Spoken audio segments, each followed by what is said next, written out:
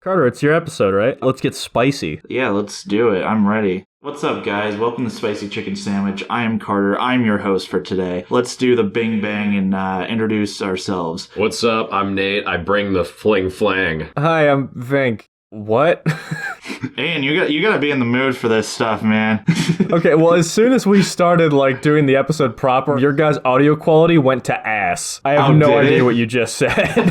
I just heard, hey, Sammich, we're bang. And I don't want that.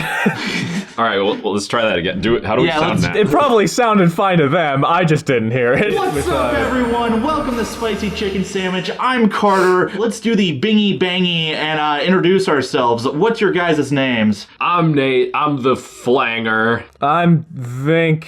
I'm a singer. We got a lot of stuff to do today, but first of all, we gotta do the usual Carter business with the Hat of Mystery.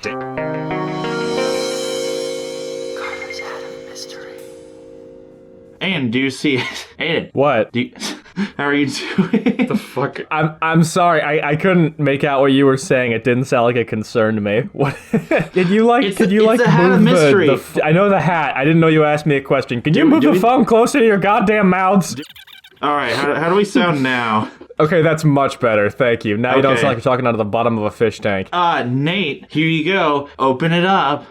There you go. Look at those options. And there's one in the hat. Okay, we've got three very professional illustrations of what appears to be a religious cross, a brain, and a hot dog. There you go. These are all in quotes. Oh, wait, they're not all in quotes. We have a light bulb in quotes, and that's on the brain. We have the word yum in quotes, and that's on the hot dog. And the word faith is not in quotes. Yeah. Which is a very interesting choice. I wonder if that was intentional. Perhaps. I also wonder if the light bulb is in quotes or if it's just shooting light in all directions. There's a lot of unknowns this time. Oh, yeah. Do we want an episode where we use our minds, one where we use our stomachs, or one where we use our spirit? The thing is, we've never once been right about what the episode is going to be. It seems like these are pretty cut and dry, but something tells me I'm wrong. Yeah, I don't want to go too religious, but it looks like it's kind of the best looking one here. Yeah, I was thinking the brain might be the dreams episode we were promised in early 2023, but by my logic, it won't be. It'll be that's actually just a really weird sock. It does look like a sock. It's a gallbladder. I think I want to throw yum out. I don't care about yum. I'm fine with that. I'm having a hard time forming an opinion on any of them, so that's fine with me. No hot dog. All right. Hot dog is cringe. So, weird scribbly lines or a cross. Faith. I will say, this is the longest time for you guys to pick a thing from the Hat of Mystery. You guys are really thinking here. I think we should pick the cross. I don't think that brain has much brain power behind it. That drawing looks infinitely worse than the cross. Yeah, you know what? We'll go with your penmanship. Go with the penmanship. All right, we're choosing faith, whatever the fuck this is gonna be. We're choosing faith. All right. I will say that was a brain. That was not a sock. Could have fooled me. Could have fooled me. This is the one which I did not have the speech ready for. I did have it for the other two. God damn it. Yeah, you guys literally picked the one where I am not that familiar with. Why are you putting it in there? Because it was cool. I don't know. I like 3 topics. Damn it. It's funny because last time you picked the one that I was not prepared for either, so... Stop putting them in there. Yeah, how about, what's wrong? You gotta put ideas back in the rotation. You have a lot of good ideas, and then you throw 2/3 of them out. No. Don't get me wrong. This was from the other episode, too. It was just that this is the one that I don't feel most prepared for compared to the other 2. Oh, okay. So this one had 3 months to cook, and it's gone nowhere. No. I think it's going to be a good episode. It's just that as a host, I think I'm going to do dog shit. You just... All right, okay, guys. let's do it. I'm excited. Sweet. I'm excited, too. What's your ideals? What's your religious affiliations? What do you guys believe in? Oh, Christ. You ironically believe in enough, Christ? I was gonna say, ironically enough, not that. I'm kind of atheist, I think. I guess just because it doesn't conflict with anything, I like grand architect theory a lot. Oh, really? Yeah, the idea that there's too many happy coincidences in the way the universe is built, how electric charges can make atoms and those can make molecules and stuff. There's just too many happy little things that kind of make it seem like this didn't all happen by chance. I feel like we're kind of living in a sandbox world or one of those closed terrarium type things. I don't know, somebody kind of wrote the code for this and then just kind of let it do its thing. Just gave enough of an edge in the right direction where, like, stuff was bound to happen, I guess. What Aiden is describing here is actually more akin to divine watchmaker theory, although the holistic approach to defining spirituality that is integral to grand architect theory as described by groups like the Freemasons is also not dissimilar from his own social viewpoint. I think it's a pretty hands-off universe, I guess. That reminds me of we just watched a movie yesterday. We watched the 2000 Pokémon movie, which... Is that a religious film? Here's the deal. Because I've seen it. I don't recall Jesus showing up. No, part of the movie was banned because it was talking about the 3 legendary birds and how, like, science created them and stuff. You were the one with the information, Nate, but, like, wasn't that Pokemon movie funded by, like, Christians or whatever? What? Am I wrong about that?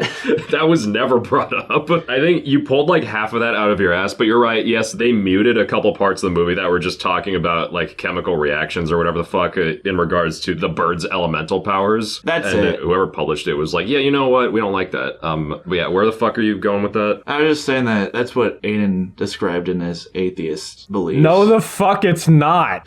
That's what you kind of described, how you were like, oh, it's really interesting. I really like this tangential approach to theism. It's kind of like how Moltracer came into being. No, like the scientific theories and stuff. Whatever. Nate, what about you? What the fuck? What do you mean? Theological discussions always turn into this. It's just, you can't argue this shit. It's a personal thing. Yeah, and in that vein, I've never really been religious at all. I've never given myself the time to put thought into it. Like, maybe there's an all-powerful being that watches over us and all that, but, like, I don't fucking care. I got bills to pay. They can do whatever the fuck they want. I'm not worried about appeasing any higher being or... Gotcha. Not Moltres. Yeah. Not Moltres. No birds in my religion. I mean, I guess I kind of like Matrix theory. Like, That's not like the one. Andrew Tate way, because that's fucking stupid. It's a very hands-off explanation for the universe. And also, I think it's really interesting that the closer we get to making a Matrix in the real world, the more likely it is that this world we live in is a Matrix, because if we can prove it's possible to make one, it's increasingly possible that we're living in one. And if it's fake, so what? Who gives a shit? True. Well, as for me, I'm not exactly an atheist, though I'm not really a huge believer in religion as well. I'm more considered an agnostic, which is, I believe that there is some sort of God out there, but it could literally be anything out there. It could be multiple gods. What I'm trying to say is that I'm not exactly the most religious, but I am a very spiritual person to the point that I've even gotten, like, my ministry and stuff. I'm probably never going to fucking use that. So you can ordain weddings, right? I can get people married, yes. Do you get any other perks? Like, do you get, like, an extra sucker at the doctor's office? I guess I can talk to churches and they'll look at me like I'm some sort of minister. Okay, wait, what does some sort mean? Just like Are a you typical... a sham? No. I got the official documents. It's perfect. I even got a religious studies degree for it. I've read a ton of different readings. Part of the Bible, I've read Buddhist texts, a lot of Hindu texts. I've read the Quran. I've read the Pokédex. Yeah, I've read the Pokédex is my Bible. But I know that you guys are not that familiar with these religious texts. So, the game for today is going to be Wait. Please be a religion tier list. Please be a religion tier list. That'd be so funny. We can do that at the end. I'm happy, yes. Yes. Okay. The game for today is called Religion Fillers. What? It's called what? Religion Fillers. Think of... Like filler episodes? No. Think of like Mad Libs, but with religious quotes. There are going to be 2 rounds. This is going to get us in trouble. Yeah, we can't upload this. There's no way. Yes, we can upload this. Everyone is going to be mad at us. The people that aren't religious will be mad that there's a religious episode, and the religious people will be fucking peeved that we are butchering their texts. This is not going to be for anybody. Yes, Carter, if you're the most spiritual of all of us, how are you the most blasphemous? This is bullshit. I am the most open with stuff. What the hell? Okay, Okay, well, you are also the most well-versed in the fact that these people are not open about certain topics. Okay, fine. Do you want to do a tier list instead of Mad Libs? Is that going to be more appropriate for this podcast? No, I said that as a joke because obviously that's problematic. Well, shoot. Which problematic section would you want to do? I don't know. Okay. Fuck, I want to do yum. I pick yum. Yeah, let's do yum. I picked the food one. You don't want to do the religion one? No, Carter, we're not gonna butcher sacred text. I have selected the hot dog. It is official. Carter, this is a terrible idea. This is why I'm like, this is the one in which I feel the most iffy out of. Like, you guys were like, no, I like the faith card. I thought it was gonna be something fun, like we invent our own religion, but no, instead we're going to go ahead and blaspheme against every person on this planet. Okay, speaking of which, on topic, during my American world religions class, like my AP class, we actually had to actually make our own religion. We worked on a Pastafarian religious society where basically... That already exists. No, but I can tell because I've heard of it. First of all, you live on an island and everybody believes in Pastafarianism. And if you don't believe in Pastafarianism, we have a giant catapult that will fling you into the river. And if you come back, then we fling you into the river again. And if you come back a third time, then we believe that you are a saint and that you should be praised. Okay. Yo, that sounds really fun. It do. Yeah, I feel like there would be some people on that island who's like, yeah, I don't believe in Pastafarianism. only to get flung into the river. Yeah, that sounds hype. I would go there and be a fucking bigot all day. Like, yeah, fuck you guys and fuck your spaghetti. Woo! God damn, the mic cut out. The waveform did not appreciate that. Speaking of pasta, we're gonna go with the food one. We're going. Please. You want to do the food Yes. one? Fuck religion. We're not doing the religion episode. Okay, don't say that either. We're doing the hot dog. Okay, yum, let's go.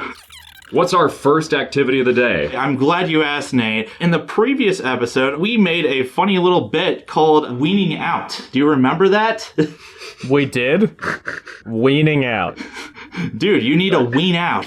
It was a really funny bit. It sounds funny. It sounds really What? funny. Weaning out. I said you have to wean out of the FNAF franchise, Aiden, and then we all laughed and we're like, wow, wean out was a really funny quote. I think it was wean off. I think you misquoted that thing that this episode is based on.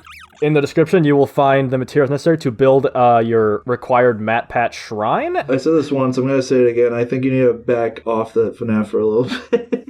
What? What do you mean I need to back off? Oh, you mean wean off. I thought you meant I was like digging into the FNAF community too hard. Yeah, we're gonna have a wean off next episode. Yeah, okay, next episode we're gonna wean. Should be fun. Shut the fuck up. Yeah, because we were all saying, yeah, next episode should be a wean off. That's it. Yes, that's what I said. Oh my god. God damn it. I was so hyped about religion that you guys are like, You're not prepared for this either. Alright, fine. Is the brain any good? no. This one's good. This one's good. Trust me, this one is good. Might be a bit controversial, but it's good. It can't be any worse than the last one. Guys, welcome to Wean Off. Alright, sweet. Fucking Sweet. kill me. Alright, let's go. Let's go. So let's say, for example, I, as the moderator, I'm going to give you guys the topic movies. Your job Okay. is to give a proper criticism towards that topic. I'm gonna be so good at this.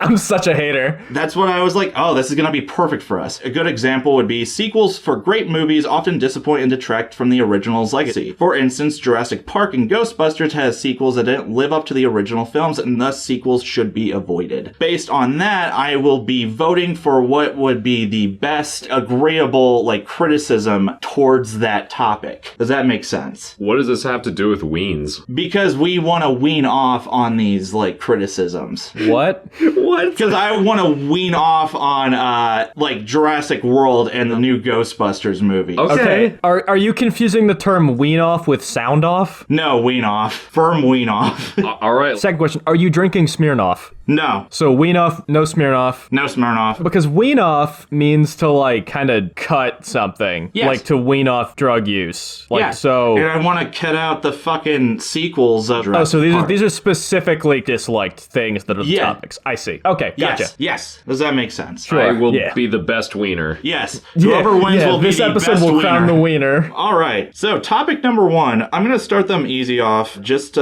get used to this. Topic number 1 is video games, As it were. as it were. Okay. Give me a proper criticism for video games at the moment. As a whole? As a whole, video games. Oh. Yeah. Like just the industry? I mean, you can think about like particular games and let's say AAA games versus indie games. Just gotta give me something that a lot of people hate, like a controversy. Okay, I've got one. Okay. Something that people have been up in arms about lately is the increasing price of video games. Okay, Because okay. for the longest time, All right. for a AAA game on console, it was $60. Like, that was the highest it would go if it wasn't like a collector's edition. And lately, you know, they've been jacking that up to $70. So people are like, what the fuck? We're getting basically the same deal, but we're spending more. Going even further back, like in the Xbox 360 Wii era, it was $50 for one of those types of games. And of course, with the rise of more and more quality indie games, you can get a similar or better experience for $20 or $25 because there are so many good indie games out on the market. So what I am proposing is that these multi-million-dollar video game companies should be adding a little bit extra with that $70 price point. Gotcha. Now, for them to make a game of that caliber, you need a lot of staff. Like, they've got a lot of people working on this game. And so, you know, once the game is pretty much ready to go, they've done all the bug fixing, all the play testing, there's going to be some people that don't really have anything to do anymore before the game comes out. So I'm thinking they could ease into this concept,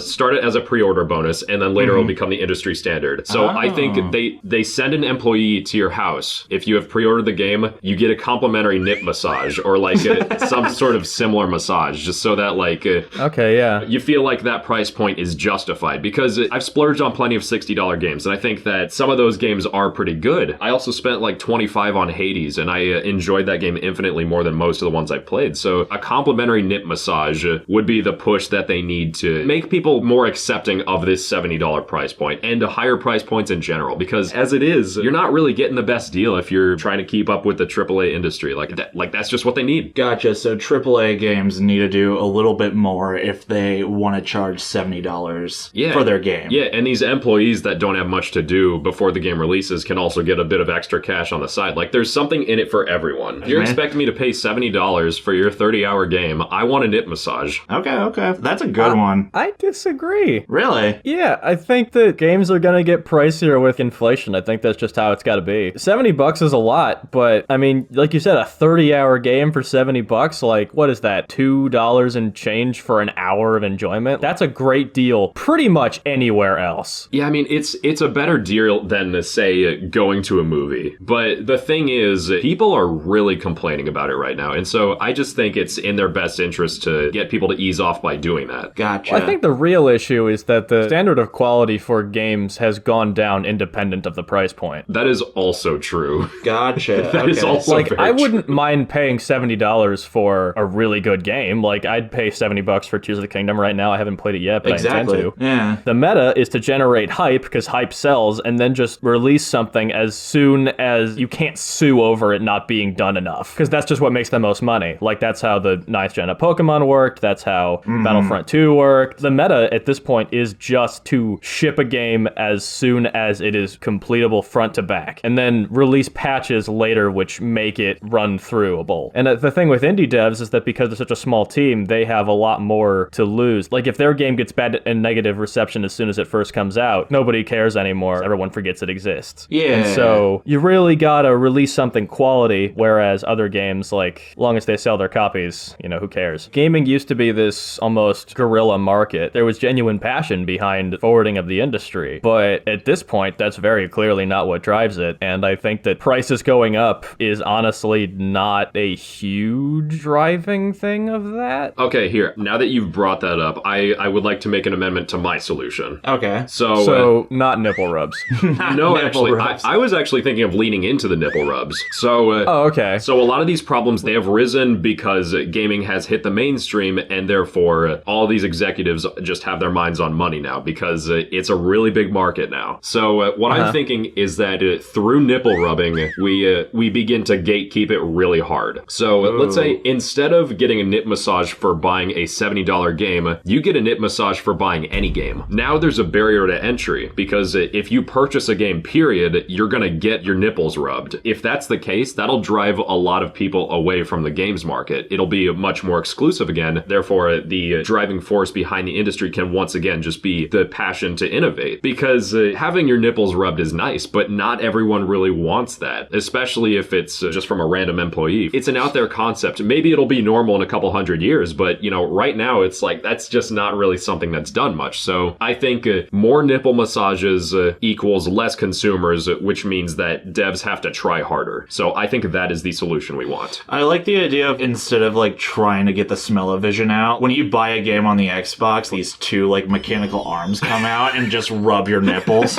That's what the Kinect was for all along. It's to find where your nipples are. It's to find where your nips are. That's why the Series X is so big. It's because if you pop the top off, then two mechanical arms can shoot out while you're playing. Yeah, that's the reason. Nobody's discovered it yet, but that's what's going to happen. I think the industry is already gearing up for this shift. Well, you got to pay for live. That'll make the nipple massage really worth it because that shit is expensive. If they democratize it, that could really be a winning strategy. I was going to say that there's a maybe not as interesting, but a much simpler solution to this problem, at least I think. And that is just to destroy the general reverence for pre-ordering games. I think with the rise of amateur criticism on the internet, people have become a lot more reverent of critic scores and reviews and opinions and perspectives. And so for that reason, people are starting to once again develop an eye for quality and having that inform their purchases and not just the hype surrounding a game. Eventually that sort of social ism of, oh, if you pre-order it, that makes you in it. You get it as soon as it's available. But if it's not a worthwhile product, then you just wasted your money. And if it is, then you wait 2 more days for a game that had like a 6-year development time anyway and was announced half a decade ago. If we kind of just wisened up as consumers and started rewarding quality with our wallets and not hype, then I think we'd have been a better spot as far as directing game the way we want it. I mean, that's a hard thing to implement, but I think with like a Fantano in the gaming space, I can't think of one, then yeah. This has gotten me thinking. Another big thing in the gaming space is brand loyalty, I'd say it's the biggest thing. Yeah, because if you've got a dev that's been making good games, people are going to expect them to continue making good games. And there are devs that can do this, but most devs slip up. A lot of the time, their games will sell anyway just because the brand is so big. Like, Pokémon is the best fucking example of this. Their games have been pretty mediocre for a while. I say that as a fan, but they still sell super well. Like, they comprise a lot of the best-selling games on the Switch just because it's fucking Pokémon. I guess the only thing I have to say for that, Nate, is that you don't necessarily have to consistently upload good games. I mean, like, the best example of this is Deltarune right now. Like, Toby Fox, he's working really hard on chapters 3 and 4 right now. We all know, like, it's not gonna come out anytime this year, but if it comes out next year, it's gonna be the fucking best shit I've ever played, Yeah. Well, he's an outlier. Yeah, he keeps himself humble. That's true. That's why. 100%, that's why. Yeah, they're the only devs that can claim to have made Undertale, which was fucking... it's bigger than most AAA games can claim that they have been. True. So, like, I don't really think that's a fair comparison, because, like, I do wish most devs were more like Toby, but we can't expect him to be the industry standard. He's just built different. Okay. And so those industry titans are the ones that need to shift. Toby can do whatever the fuck he wants. I think he's doing fine, but where most of the money is going is what I'm concerned about. Yeah, he's not addled by bureaucracy by design, and I think that's absolutely what separates a passionate game from a dispassionate one. Okay. Yeah, like, we just need like a gaming rapture.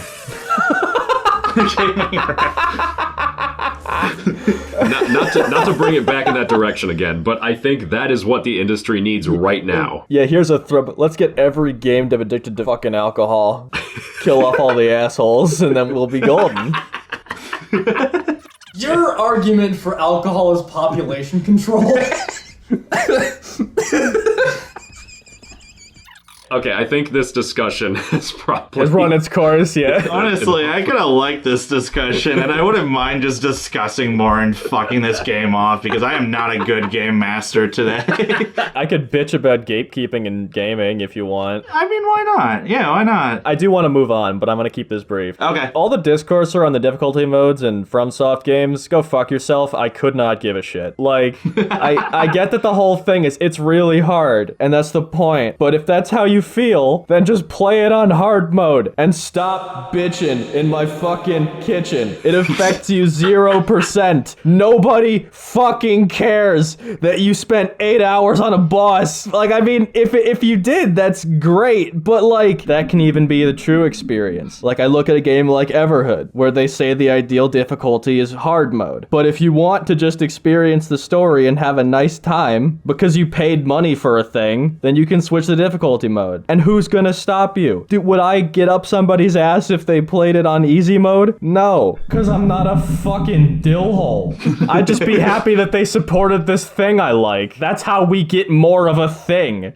The fact that there was discourse around that, if you're the kind of person who says, if you didn't play it on the right difficulty mode, you didn't experience the thing. If that's how you want to treat your own life, that's fine. But to get mad at people who bought the game and then were surprised at how hard it was, and so they did it on a lower difficulty mode, eat so much glass you shit out corkscrews of blood. Fuck you. God, you're so full of shit. Jesus Christ. You know, while you guys were talking, I kind of came up with a controversy of my own. I just want your guys' What's the best religion? Okay. If you buy a game, do you own the game? Yes. Yes. Yes. Okay. Why, if I bought Undertale, Call of Duty, or fucking Skate 3 on any system, because technically I own the game, right? So why the fuck can I not play it on Xbox? That would be ideal. I think above anything else, that's just like a hardware issue, because you do have to optimize each game to each system. A lot of the time, a simple port is not really gonna cut it. So I think he's talking licenses. If I bought a download link to something, it would be cool if I could have it on whatever console I want. I think it's just a matter of the fact that would start an underground black market, you know? Yeah. Like, I see your point, but that doesn't sound practical to me. That's fair. Yeah, okay. That's just been a big issue for me, because if I were to, like, spend $30 on a game, I feel like I shouldn't need to spend another $30 on the same exact game on a different system. That just seems a little bit, I don't know, unfair, you know? I suppose so. I guess my question is, why do you need multiple copies of the same game? Well, it's more so that I have multiple systems. Like, the best example is Animal Well. I have Animal Well on the Switch. It's a really good one. I can take it anywhere I go. But the worst part is that I can't share it with you, Aiden, because it is not on the PC. Yeah, that irritates me, but it seems fair in my book. I just feel like if I can't play it on multiple systems, like, is it even considered owning the game at that point? Because well, I guess the distinction I would make then is owning a game versus owning a copy of the game. They're called copies for a reason. Okay, that makes more sense. Okay. All right. Okay, never mind. Forget all that.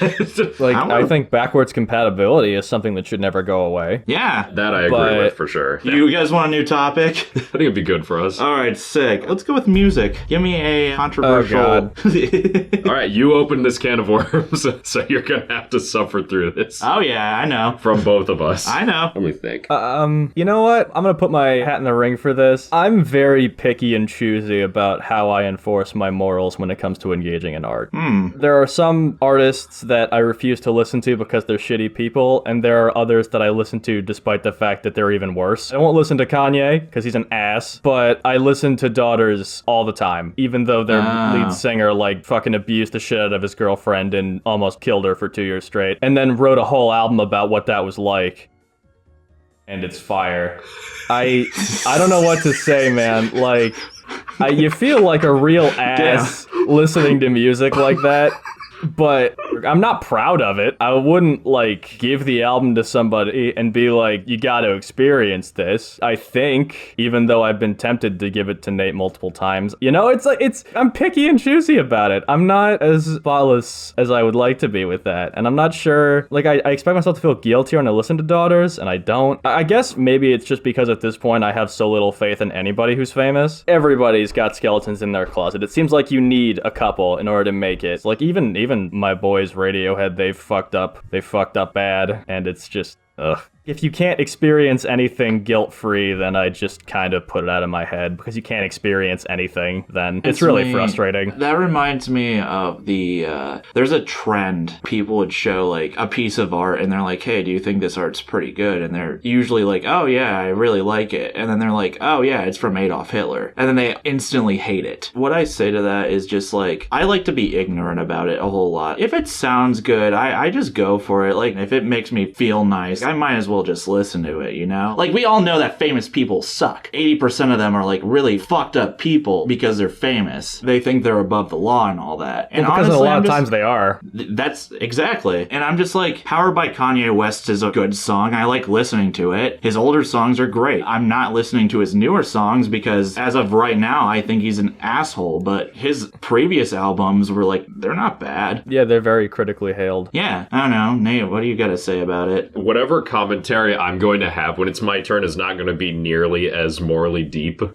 Well, where do you land on it, I guess? What's your stance? Because I know that your goats, Queens of the Stone Age, I know that Josh Homme has like half a dozen assault charges, so what do you land on that? Like, in the grand scheme of it all, he's not that bad. Right? Yeah. He had a messy divorce and he kicked a camera into someone's face, and I'm like, yeah, I don't condone that. But it's kind of just like, where do you draw the line? How far are you willing to push that? And I think, generally the best mindset is kind of to just not care about it too much, unless the music is like very evocative of the bad thing they did. Well, that's why Daughters is especially egregious, though, right? Is because the whole album is basically about chasing or being chased. And that's it. I did think of that while I was trying to form my argument. So it's like, at a certain point, it just becomes so abstract and muddled that it's like, yeah, the best course of action is probably just to not address it.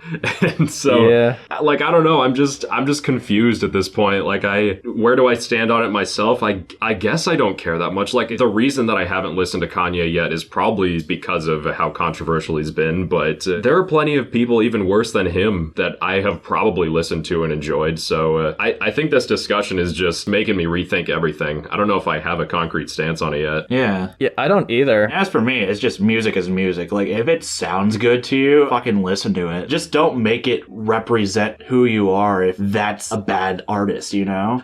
If you want to be known as, like, the Radiohead guy, that's no big deal. Make sure that you know, like, who they are so that they're like, they've done a lot of bad shit, therefore you're a bad person. Like, it's just a hard discussion to have because a lot of it is just steeped in societal matters that are far beyond the scope of us three. Yeah. So I don't know. Can I talk about something a little more petty? Yeah. What's up? Unless you had something to say, Aiden. I mean, I have thoughts I want to express, but I haven't the words. Maybe I'll have something a bit more chipper to say when we get into more petty stuff. Okay, so Aiden and I, we've in the past year or so been much more into like the sort of music critic side of YouTube, or that part of the internet in general. We've heard a lot about what albums we should be listening to, which ones have come out recently that aren't so good, and I just think that although it is good, it introduces people to a lot of new music, offers a nuanced take on a piece of art. Also, y'all are not fucking listening to the music before you make your judgments on it. People are so complacent to just dogpile something without fucking listening to it. I swear to God. I'm not gonna lie, I've been a regular on Album of the Year lately. I'm mainly just using it to chronicle which albums I've listened to, and I score them. Like, there's been this narrative that's coming out of, like, Queen being super overrated, like the most overrated band ever. And it's like, okay, they're not the best band ever. Like, in their discography, they definitely have misses. Generally, they are a singles band. Their hits are the best stuff. But I'm just seeing so many people write them off. It's like, oh yeah, I listened to them, and it wasn't really for me, so they suck. This black and white sort of mindset that's really irked me for a long time, even beyond the music sphere. Just like, I don't like it, so it sucks. It is so stupid. Like, yeah, I've noticed that gradient too, where in the before times it was, so it sucks. And then eventually there was a little ray of hope where it became, it's not for me. And now it's both, where it's not for me, so it sucks. Which isn't...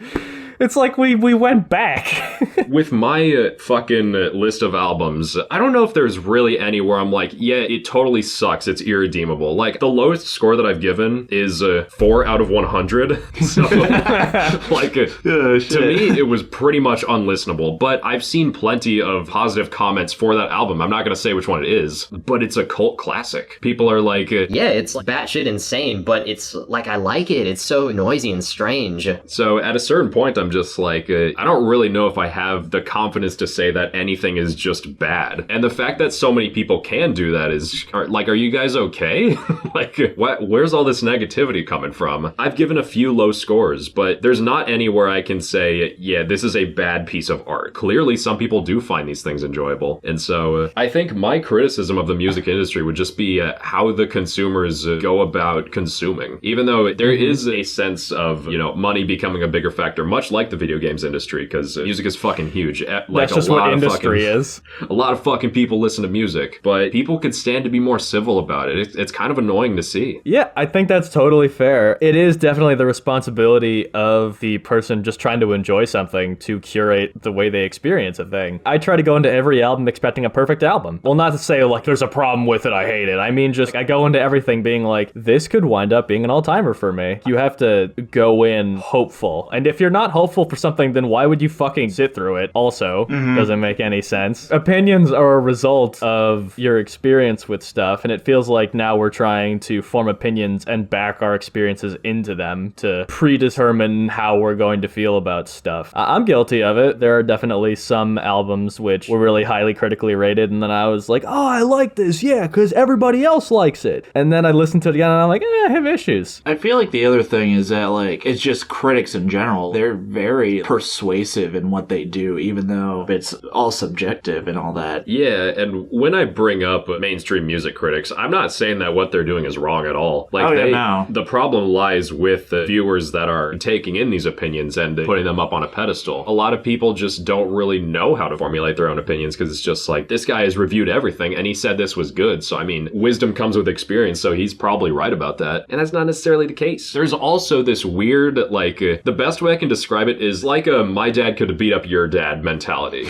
Where if people just assume that their favorite is the best, go ahead and support your favorites. But sorry to be annoying about Foo Fighters again, but like I'll see interviews where it's Dave Grohl talking about his time with Nirvana or whatever, and there will always be comments that are like, man, Nirvana's better than Foo Fighters. And it's like, okay, well, maybe they were more consistent in their run, but who the fuck cares? Who the fuck is reading this comment and being like, yeah, you know what? This guy sucks. Yeah, like, what classifies as better? Like, they have different views on it. As for me, I love the instrumentals. That's why I like to listen to a lot of instrumental stuff. I know you two still love the instrumentals, but not as much as I do. Does that make sense? Depends on the project, but yeah. Yeah. As said, it depends. Almost everything about music is not quantifiable. Yes. And people are trying to make it that way, and that's just causing a lot of discourse that really shouldn't exist, I think. You said about the one comment on the Foo Fighters video, like, even if I think that Nevermind is a perfect album and I haven't heard a perfect Foo Fighters record, like, I still fucking bump both bands all the time. Both of them have their merits. Like, it makes sense to compare them. It has that guy in common, but like, really, it doesn't matter. It's like that whole thing about comparing yourself to others. Like, you're only gonna come out feeling worse about one side of it. Well, I even think beyond that, people want to be engaged with. They want to be agreed with or disagreed with. And so people will just throw takes out there willy-nilly expecting a reaction. Like, again, I keep going back to that Foo Fighters comment, but like, I guess I agree that Nirvana has peaked higher than Foo Fighters as far as albums go, but like, I don't want to fucking read that while I'm engaging the Foo Fighters part of my brain on a Foo Fighters video. If I agree with you and you're still exhausting me, then you need to shut the fuck up. That's perfect. That is exactly what I was looking for. Independent of your point, I don't want to listen to you anymore. You're exhausting me right now. It happens so often. Someone's just like, this is my take. What do you think, bitch? You know, there's just... it's that little rider on the end, the what do you think, bitch? It's like, don't call me that. It definitely comes from a place of passion, and I respect that. But I think people just need to wean it in a little bit. That's really what it comes down to. Get it wean in, man. God. So I think that's pretty much the end of that for me. That was more of a vent than anything else, but... I'm okay with it's that. Valid. It's somewhat off the rails of what we've been talking about. Just a little bit of a rundown for like the listeners. We have an entire compendium of video game tier lists and music tier lists on there. And I remember, anytime I work on that stuff, I look at your guys' ratings and I'm like, should I be thinking more highly of, like, for example, Everhood, or should I be like keeping it a B rank? Yeah, there is definitely a sort of pull to fit in. Yeah. And I've been trying to prevent myself from doing that. Yeah. I allow it in the upward direction. Like, I remember, Nate, when you listened to Discovery, the Daft Punk album, you had it in your A range, and I had it at the bottom of B. I was like, you know what? He sees something in this. There's something here. I just haven't seen it yet. I'm gonna give it a second try. Eventually, I found what was special about it, because it's fun to like things. things. Yeah. Okay, I actually agree with that. I did not think about that, but yes, there have been second chances that I've given because they were higher on one of your lists. It's really, really hard to think that way sometimes. Like, man, I really like this, but a lot of people don't. Maybe I'm the weird one, you know? Oh, I have had plenty of that. Plenty of that. Mr. Villains fan. It's still a 95. Yeah, Villains is great. I agree.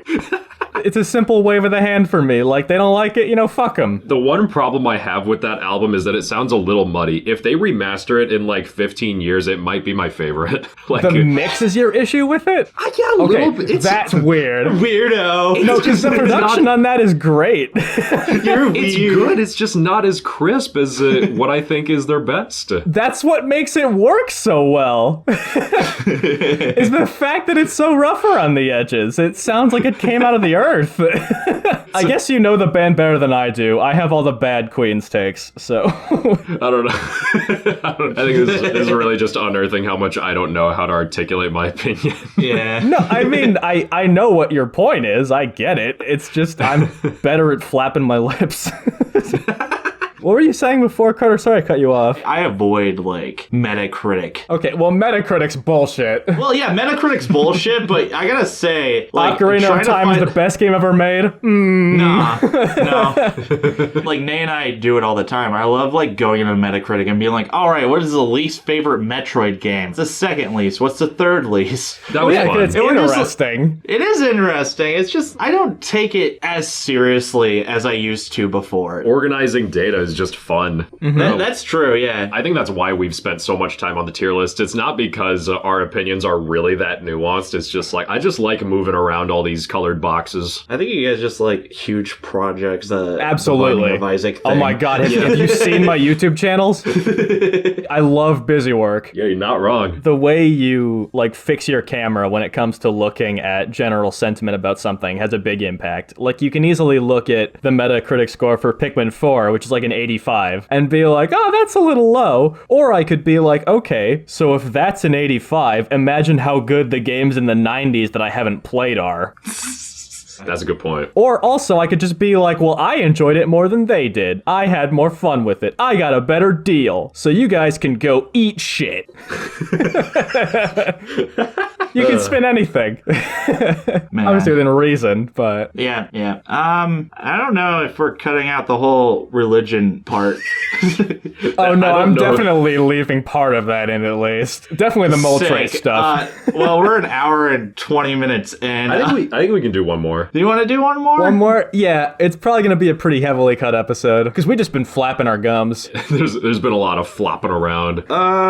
Would you guys rather do something more, controversial? Do something that you think Nate and I will disagree on. Disagree on? Or maybe just one of us against you. I want to start a fight.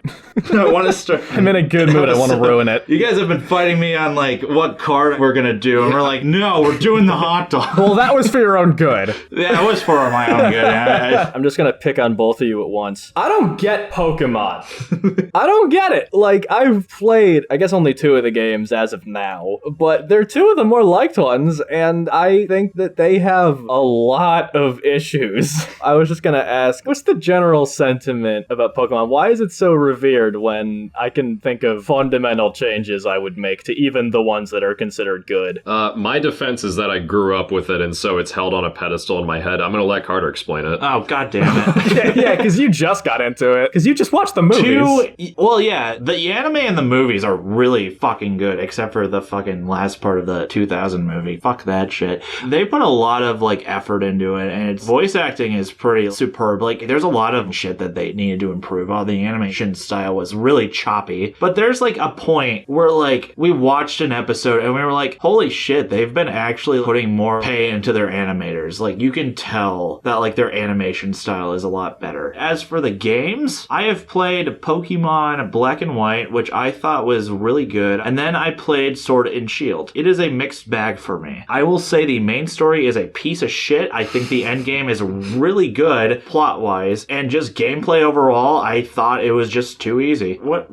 Pokemon did I main? It was like a Bronzong or something? Yeah, it was a Bronzong named Godfuck. It was just me using that move and literally clearing out every single fucking fight. I don't think that's fun at all. The Pokemon are charming, and I think that's why Pokemon is beloved and stuff. The appeal is kind of just the customizability of your party and the connection that you kind of form with them despite the flaws of the game inherently. There's gonna be a Pokemon for you, like, I don't know, Boldor. Boldor was my Pokemon. I love that guy. He's beautiful. Okay, I get that. I had a lot of fun building my team. I think that the general touchstones you hear about with Pokemon work, but people say it got bad. I think that there are a lot of choices that were made in Black and White that are just awful.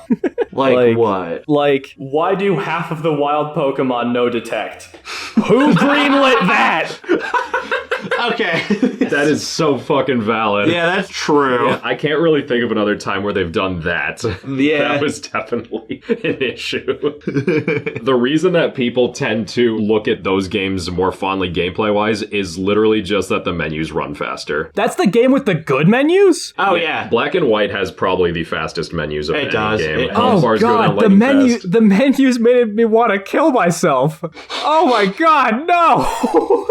If you try to go to Gen 4 from where you are now, the menus will make you shoot yourself because they are so much slower. They're so annoying. Like, you can't check what your Pokemon is holding. You have to take it from them and then look at it and then give it back, and it just indexes it somewhere and you gotta find it again. No, you don't. If you go to the Pokemon Summer, you can see it. Yeah. Okay, but that requires going through a different suite of menus. It's the same 5 buttons, just in a different order. That is true. Yeah, it is definitely an exercise in efficiency. I guess that's the kindest thing I can say about it. And even with Black and White 2, I thought that was an improvement, but all the extra gen mons they brought in, right? I thought that was going to fix the problem, but what's fun about Pokemon, at least to me, was like slowly but surely building your team over the course of the game. But they give you a bunch of really excellent candidates for endgame Pokemon on like the second route. And so I wound up just having to kind of not catch anything for a while just so I could experience the game in a fun way. Like they give you a Magnemite, they give you an Arcanine, they give you an Electabuzz, a lot of really good shit. If they just had difficulty options or something to increase the challenge of the game, much like how Nuzlockers do it, that I think would do a lot for the health of the game. That's why I like, there's a mod fan game out there called Xenoverse. Their difficulty was like pretty good. That game had other issues, but the difficulty was pretty nice. Really just, I think I look back on Black and White extremely fondly because I started with Diamond Pearl, which are notoriously the slowest games in the series. Huge step up from that, even if Black and White are not perfect games at all, not even close. I don't know, probably something about that brand loyalty conversation we had earlier. I think that's the best defense I can give on my end. I mean, that's why they're getting worse, is just a big enough company that can shoot out a couple of shitty games and people will still like them. The big things that Black and White have going for them, the comparatively fast menus, and there's a lot of personality in those moving 2D sprites. Like, there was clearly a lot of effort put into those little animations, and in the 3D games, like, the models look good, but a lot of the time they just kind of stand around, and I think that put a lot of people off. Even if other areas of the game do look better. I will say, I think Gen 7 is great. I love Sun and Moon, which I know is a hot take, but generally, the newer games are definitely missing something, but, you know, I still fucking bought them. I'm no better than any other Pokemon fan. I just hope that the next one is okay. I mean, that's, what is that, XYA or something? Z, I think. Legend Z. Yeah, ZA, yeah. ZA, there we go. Which is a stupid fucking title. It's Z. It's fucking Who's A? Z. Who's A? Yes, it's fucking Z. That excites me because Arceus was a very much a step in the right direction. They're trying something different. They're evolving the concept, and I think that that's a really good way to do it. It's open world Pokemon, yeah. It just kind of like bothers me how, in just the general canon of Pokemon, the more they tried to experiment, it feels like, the less well received the game was. Arceus being the exception. They tried to develop it for a more modern space. They kind of made a bunch of of decisions which undercut that effort in the process, like making it easier, making it much more story dependent, which just seems like a game that does not know where to place its focus. It's a difficult spot to be in, especially because they make so much fucking money that they have no incentive to care. I'm glad that you tried the Gen 5 games, even if your experience was lukewarm. I enjoyed them. I just didn't love them. That is probably the best experience you're going to get from that kind of Pokemon game. Like, if you go further back in the timeline, I think you're going to hate it. I've got Explorers of Sky queued up, because I've heard that that's the highest rated Pokemon game there's been. Okay, that's a mystery dungeon game. I've heard that those games are, like, good. Yeah, I've been meaning to revisit that one, actually. It is definitely more ambitious than your average mainline game. That's what I crave with it, is I like pointed ambition. I think that's kind of what I want out of it. Yeah. Gotcha. And the story is actually good. I will give it that. It is actually a good story. There were shots of Gen 5's story that worked for me. I thought there was a pretty strong run toward the end of Black and White 2, but I don't know. They had a really cool idea with N, and then they proceeded to do nothing with it. Yeah, like literally if they just wrote for a game that was like a rated T game, that story could have been fire. As it is, it's better than your run-of-the-mill Pokemon story, but not great. My other big issue with Pokemon, and this I think is a general thing for anything, is that the game will have a lot of really intricate level design on high beams or something, and it'll put like tall grass below it, or it'll put trainers below it, and if you screw it up, you fall down. You know your game has issues if you punish the player by making them play more. You know what I mean? Like, if you clear this challenge, you don't have to deal with the wild grass, you don't have to deal with the trainer. And it's like, well, but isn't that supposed to be the fun part? It's like a quality of life thing. I don't know. Yeah, I think it's more about just giving you a choice. Yeah. If you think you're already strong enough to progress, then you can just high beam this area and move on. Yeah, maybe that has other implications. I do get where you're coming from, but yeah. I don't think it's necessarily a punishment. There are plenty of game design issues. I'm not going to try to deny those, but I think their heart was in the right place with that one. Maybe I was just already irritated by that point. I don't know. But okay, fair enough, I guess. I want one where it's like, I hate to make this comparison because it sounds fucking stupid, but Pokemon, but it's Dark Souls. You get to like fight the god of time and shit. Ideally, you get to choose your difficulty, but you know, hopefully it'd be a little challenging. Like it's like a Telltale Pokemon game almost? Yeah, and like you get to have actually memorable fights instead of just like, okay, I found this guy in a cave and I used a Master Ball on him. I want all my favorite legendaries to get the fights that they deserve to have. Legends Arceus also kind of did that right, even though those fights were pretty easy. It's like, I liked it when Arceus was fucking shooting meteors at me. That was cool. I want more of that. Instead, my Boldor just sitting there while I throw balls at Zekrom. So much potential. Yeah, and I think that's just really the most crushing to me about Nintendo being just so litigious against fan games too. Is like, at least for Isaac got complacent when Afterbirth Plus came out, and that was ass. But at the same time, a fan DLC came out, and it like beat the pants off of the one you had to pay for. Oh shit, we gotta step up our game because now there's competition. So like them just smiting anything that looks like them is so just like, just so frustrating. It's a sad truth. That's why Pal World still being up gives me hope. Might light a fire under their asses. I fucking hope so, because that is so funny. I like the timeline where Fakemon with guns is what led them to bringing their quality up again. I mean, the fucking Scarlet and Violet, they worked on the DLC before they even... I don't even think they did bug fixes, did they? They didn't. They did bug fixes, but only for the really bad ones that were, like, crashes. Yeah, and they fucking put out, what, 2 DLCs for that? That's stupid. I hate that. I will say that Base Violet was a step in the right direction as far as ambition and scope and a lot of the choices. They just didn't get the time to cook it all the way. Yeah, not at all. They served raw meat. I really hope ZA is good, because they are taking a bit more time on it and reportedly increasing their staff. So hopefully that'll help. Here's my idea. With ZA, you get a nip massage through the Switch. Okay, yeah. So if the game sucks, at least you got a nipple massage. Yeah, I mean, you'll remember it a lot more. I would remember that a lot more than Sword and Shield's story. And then the lead singer of Daughters rapes you. You know, I want this podcast episode to be called Carter's Mess, because that's literally what this is. It's just a ton of different, like, shitty things I tried to come up with, but you guys were like, ah! Like, honestly, I wasn't even keeping fucking score. I was just having fun. The next time we record, I'll be wisdom toothless, so that's exciting. Oh, fuck. I have a really busy 2 weeks. Can I just give the win to Nate? Because I can't plan an episode. I don't have time. I'll take it. Yeah, sweet. Nate's our Attaboy. Certified yapper. Certified lip flapper. Might do this again, honestly. This was a lot of fun. Well, we're fucking 2 hours and 10 minutes in, so I'm gonna cut out entire legs of this conversation, I'm sure. There'll just be several 15-minute chunks that just get lost. We're just talking in circles. I don't know what the title of this episode is, but thank you for joining us on this fishy journey. I hope you enjoyed us yapping about basically nothing this time. We'll see you in the next one when I've got something cooked up for us. Yeah, so, maybe it'll be more important than what we've been maybe a bit more about. structure and less God. Yeah, less God in our video. That's what we need. as our top wiener today, I'll be seeing us out. So thanks for sticking around. We'll see you later in the next episode. Sticking my ween out for all of you listeners. Yeah, bye. Have a nice one. See you later. Yeah, see you later. Yeah. Had a good time. Oh my god, I go to Cedar Point in 8 days. Oh my god, I'm so excited. I'm so excited. Oh wow, didn't see you there. Sorry. Hey. Ow! Hi, Aiden. What are you doing here? Oh, nothing. Just subscribing to Spice Chicken Sandwich on every platform it's available on. What? I thought it was only on YouTube. No, it's on so many platforms. Spotify, Google, Apple, Podcast, and many more. What about Google Plus? No. No!